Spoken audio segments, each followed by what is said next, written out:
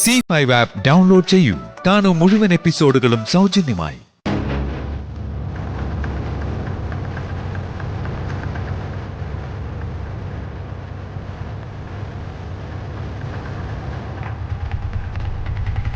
ചേച്ചി പണി വാളി.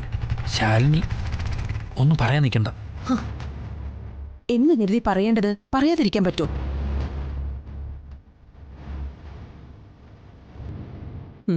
ഇവള് പൊറുതി ഇങ്ങോട്ട് മാറ്റിയോ? ഉള്ളതങ്ങളുടെ കിടപ്പാടം കൂടി കട്ടപ്പോകയാവാൻ പോവുക.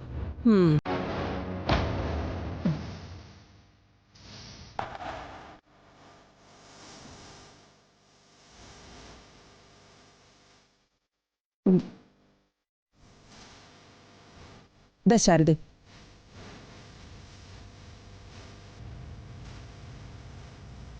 ഇത് വാങ്ങണം.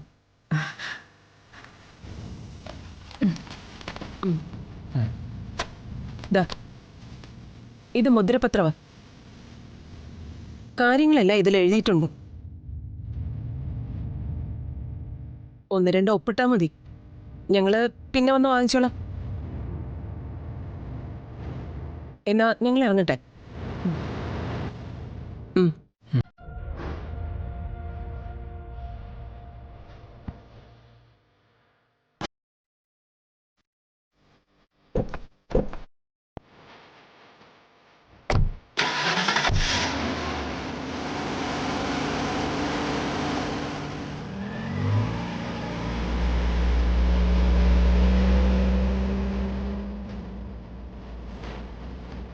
കുഞ്ഞേച്ചി, ശാലിനി,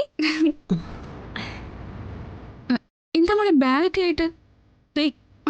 തൊട്ട് പോരുതവളെ.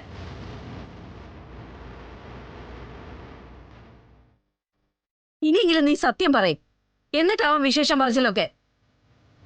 ഞാൻ ഇതുവരെ പറഞ്ഞതൊക്കെ സത്യം തന്നെയാ. കൂടുതലൊന്നും എനിക്ക് പറയാനുമില്ല. ഇടി, അമ്മ കൂടുതൽ പറയാൻ വരട്ടെ. എന്താ അമ്മയുടെ കയ്യില്? അതാദ്യം പറ.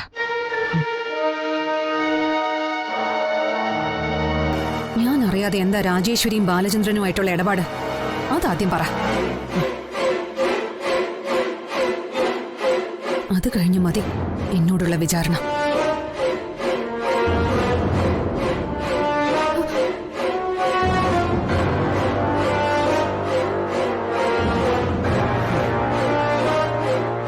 അവള് രക്ഷപ്പെട്ടു പോകുന്ന കണ്ടില്ലേ? എന്താ അമ്മേ, എന്താ അവള് ചെയ്ത്? ഇടി, അവക്ക് വിശേഷമുണ്ടെന്ന്.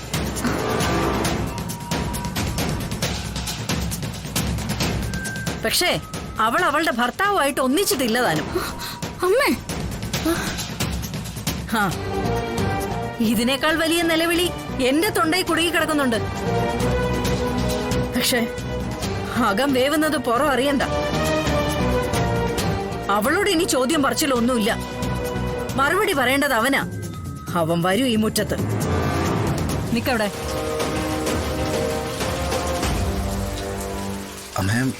വിളിക്കരുത്, വിളിക്കരുത് നീ എന്നെ അങ്ങനെ. ആദ്യം എന്റെ ഹോട്ടലിൽ വന്നപ്പോ നീ എന്നെ വിളിച്ചത് ശാരദാമ്മയെന്നാ. കടയിൽ വരുന്ന എല്ലാരും വിളിക്കുന്നത് അങ്ങനെ തന്നെയാ. പക്ഷെ എന്റെ മോളുടെ മേൽ കണ്ണുവെച്ച അടിക്കടി നീ വന്നോണ്ടിരുന്നേന്ന് തിരിച്ചറിയാൻ ഞാൻ വൈകി.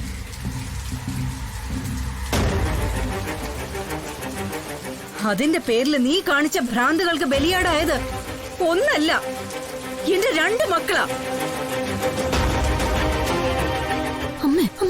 അങ്ങോട്ട് മാറി നിക്കടേ. ശത്രുക്കൾക്ക് പോലും എന്റെ ഹോട്ടലിൽ വരുന്നതിന് വിലക്കില്ല. അതെന്റെ കച്ചവടോ, എന്റെ അന്നം. പക്ഷെ നീ അവിടെ പോലും ഇനി നിന്റെ നേളിൽ വീഴാൻ പാടില്ല.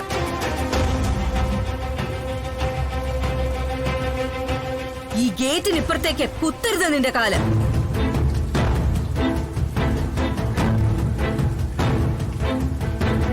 ശാരദാ മാം, ഞാനൊന്ന് ശാലിനിയോട് സംസാരിക്കാൻ. എന്താ എന്താ നിനക്ക് സംസാരിക്കാനുള്ളത്? ചോദിക്കാനും പറയാനും ഉള്ളതെല്ലാം കഴിഞ്ഞ് ഇവളെ അടിച്ച് വെളിയിൽ തള്ളിയതല്ലേ. ഇനി എന്താ നിനക്ക് സംസാരിക്കാനുള്ളത്? അമ്മേ, വിഷ്ണുവേട്ടൻ ഇതിനൊന്നും ഉത്തരവാദിയല്ല. ഉത്തരവാദിയല്ലെന്നോ? നിങ്ങൾ തമ്മിൽ ദാമ്പത്യം ഉണ്ടായിട്ടില്ലെന്ന് ഇവൻ ചെയ്ത സത്യമല്ലേ നിന്നെ തിരിച്ചിവിടെ എത്തിച്ചത്? നീ സത്യം പറയുകയില്ല, അവരോടൊട്ട് ചോദിക്കാൻ സമ്മതിക്കുകയില്ല. പിന്നെ ആരോടാ ഞാൻ ചോദിക്കേണ്ടത്?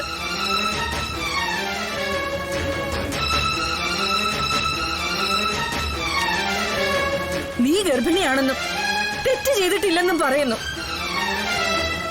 നിന്റെ ശരീരത്തിൽ തൊട്ടിട്ടില്ലെന്ന് ഇവന്റെ അമ്മയ്ക്ക് സത്യം ചെയ്തു കൊടുത്തു.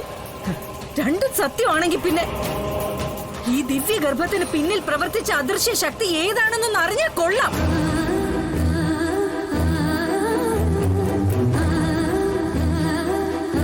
ഭാര്യ ഭർത്താക്കന്മാർ തമ്മിൽ എന്തെങ്കിലും പ്രശ്നം ഉണ്ടെങ്കിൽ പക വീട്ടാൻ ഇതൊന്നും അല്ല പോംവഴി.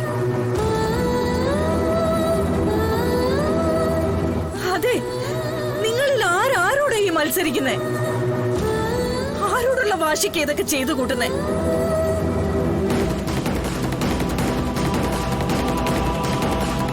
ആരായാലും ഒന്ന് ഓർമ്മിച്ചാ നന്ന്.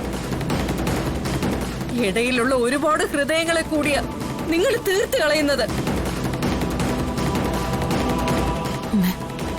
സത്യങ്ങളെല്ലാം അറിയുന്ന ഒരു ദിവസം വരും. അതിന് അമ്മ ഒന്ന് നിർത്ത്. ഇവര് ഭാര്യ ഭർത്താക്കന്മാർ സംസാരിക്കുന്നതിനിടയിൽ അമ്മയ്ക്ക് എന്താ കാര്യം?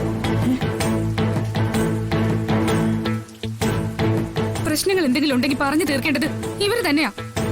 അതിനിടയിൽ ആരുടെ ആവശ്യമില്ല, അമ്മയുടെ അച്ഛന്റെ ആരുടെയും. അമ്മയുടെ അതേ തലവിധി ഏറ്റുവാങ്ങാൻ ഇവിടെ ഞാനുണ്ട്. ഇനി ഒരാൾക്ക് കൂടി അതിന്റെ ആവശ്യമില്ല.